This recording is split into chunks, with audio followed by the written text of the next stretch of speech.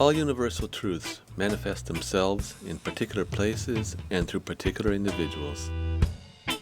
Such a manifestation occurs in the movement of Jah people in Rastafari.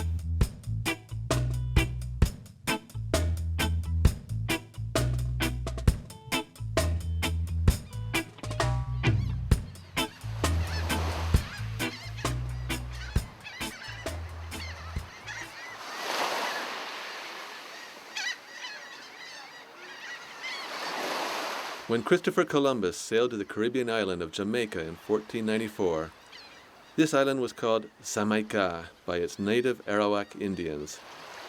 This means the Island of Springs. The Spaniards took possession and exterminated the Arawaks, but they failed to develop any meaningful social or cultural life. And in 1655, English forces sent by Oliver Cromwell took possession of this new world.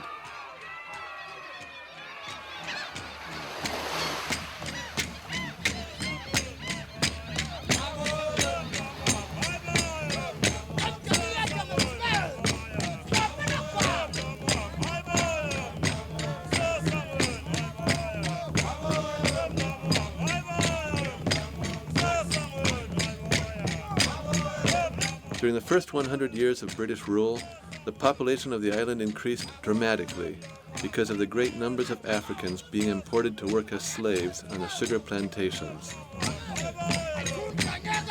Many of the African slaves that arrived in Jamaica were sent to other Caribbean islands and North America. The slave trade and the sugar plantations became the foundation of the Jamaican economy.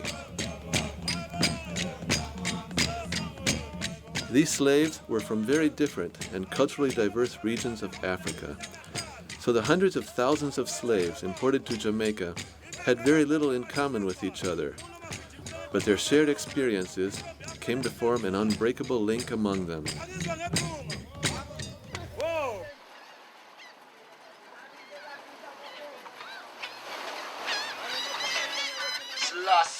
Jah, Rastafari.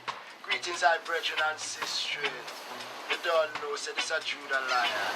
The sun has risen, the moon has gone down. It is a natural mystic, a brand new day. Judah lion broadcasting to you every morning. Open in the morning, enough inspiration. For all my brethren and sisters out there, who knows them are fear. But faith will always get you through. The Rastafarian movement began on the Caribbean island of Jamaica during the late 1920s and was inspired by the ideology of Marcus Mosiah Garvey. Garvey was an activist who defended black people and their rights. He preached the need for blacks to stand alone from other people and mutually support each other. In one of his Sunday sermons, Garvey prophesied, "Look to Africa where a black king shall be crowned, for the day of deliverance is near."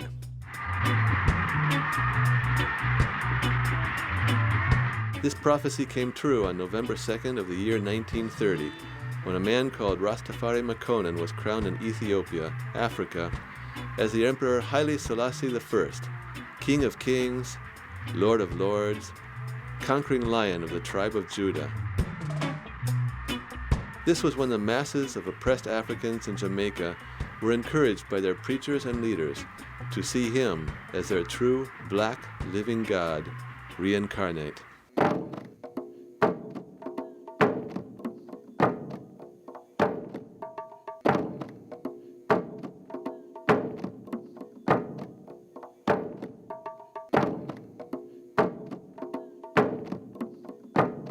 To Rastafarians, His Imperial Majesty Haile Selassie I is Rastafari, the human manifestation of Jah, the supreme light and inspiration to whom they pray as their living God of all creation.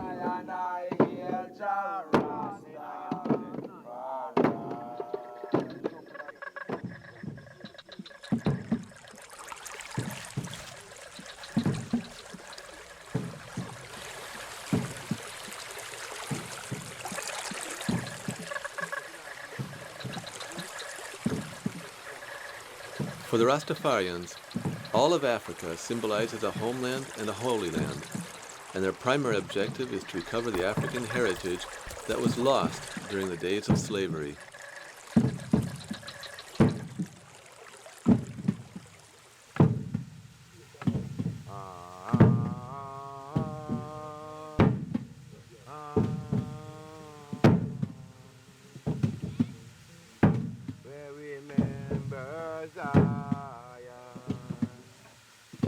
Why the wicked man carry us away, captivity, require us a song. Rastafarians bring their African past into everyday practices, such as their diet, dress, hairstyle, and speech. They claim they have the right to be repatriated to Africa, their homeland. They know that their spiritual fulfillment will only be reached by being in this, their holy land, Africa. In a sweet land.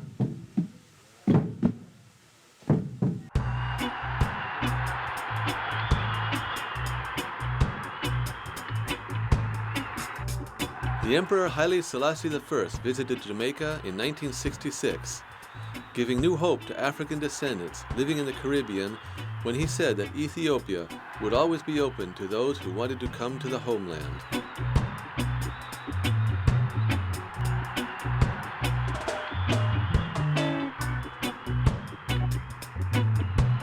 Since then, many Rastafarians have started working to make this dream come true.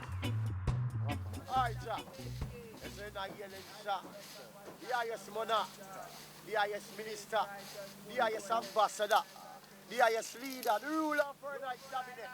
In the Rastafarian movement, there are three principal groups of Rastas: the Nyabingis, the 12 tribes of Israel, and the Bobo Shantis. All of them have one thing in common. They believe in the divine principles of the Bible, their holy book. It's biblical, scriptural, churchical, 20 in chain and in verse, and he shall bring upon them their own iniquity, and shall cut them off in their. The man who lives in harmony with these divine principles and who observes them in his actions will achieve happiness and freedom. In Rastafarian philosophy, the white world, or Western civilization, is Babylon. It is a decadent, doomed, misguided, and corrupt society. Babylon cannot understand the Rasta model of divine existence or correct living. This can only be achieved by understanding the acceptance cycle.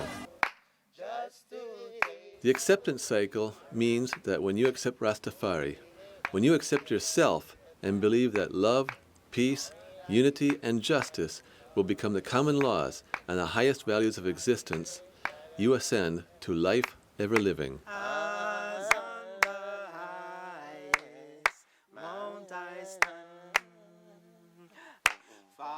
Jah, in his infinite grace, will respond to your divine qualities by protecting you and providing for your needs.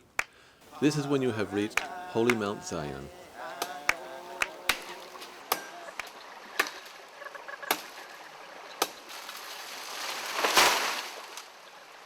Rastafarians believe in the goodness of non-processed foods, foods from Mother Earth, which they call Aital.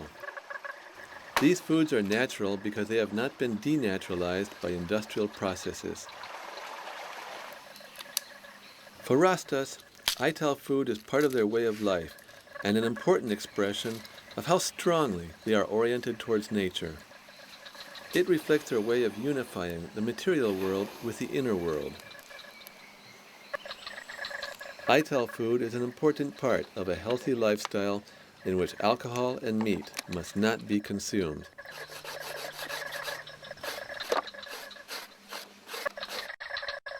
Many Rastas do not use silverware or plates, and their food is eaten from coconut bowls with their fingers, or with utensils shaped from coconut shells or wood. They identify this practice with their African past.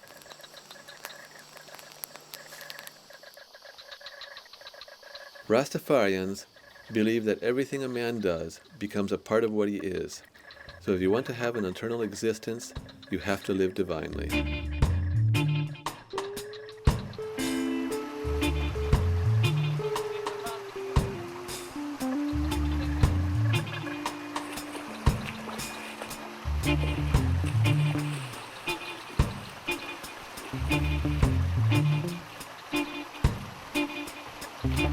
For Rastafarians, growing dreadlocks is a function of spiritual belief and a primary external sign of commitment to the faith. It reveals and shows their devotion to the holy ways of living, showing that they choose to wear their hair as a holy man does, unaltered from its natural state at all times. In the Rasta view, once you begin to develop dreadlocks, all realms of life can open up and be revealed to you through Rastafari.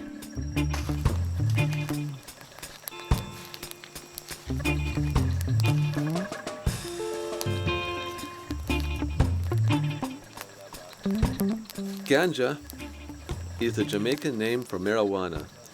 It is illegal to use, sell, or possess it in Jamaica.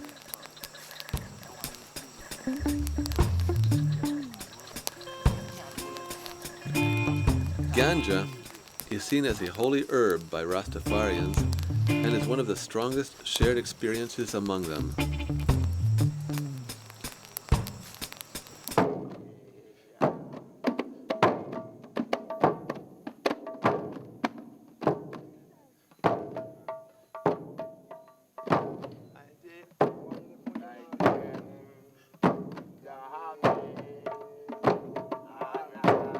The Grau Nations of Nyabingi are held to commemorate important events in the Rastafarian calendar and signify a direct link and source of contact with the Creator.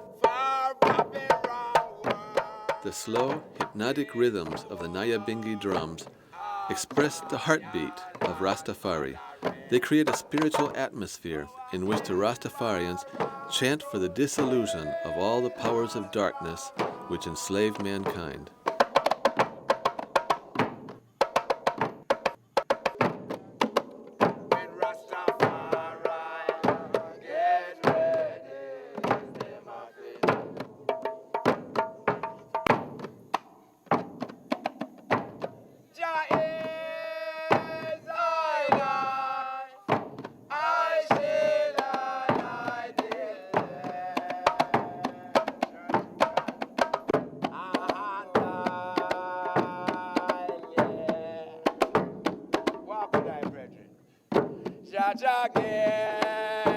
Here, all Rastafarians come to share the powers of nature. Each one has his own way of expressing himself, but all emanate from and return to the essential healing rhythm of Nyabingi. Rastafari. When it's red, what's your name?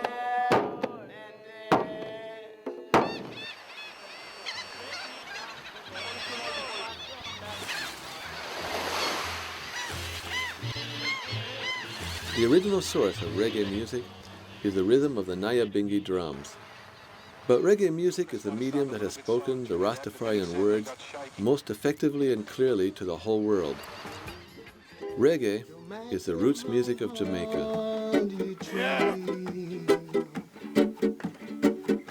So don't let them fool you. Them only come for juice you. Them will squeeze you and wring you dry. Next thing you're crying. Love is a thing that money just won't buy. No matter how hard you do try. Some love to mama guy. In your face they tell your lies. Just remember the king, 'cause without him you are nothing. Love is a thing that money just can't buy.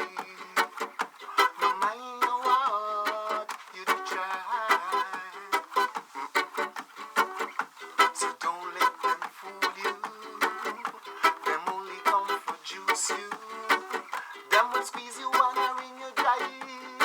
Make tears roll from your eyes. Remember, love is a thing that money just can't buy. Mine how hard you try. Remember, love is king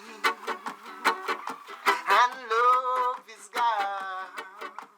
Today, Many years since its humble beginnings in Jamaica, Rastafari, as a way of life, has manifested itself in many different parts of the world and at all walks of life. Now it is returning to Africa, its motherland. Yeah, ladies and gentlemen, remember money can't buy love, right?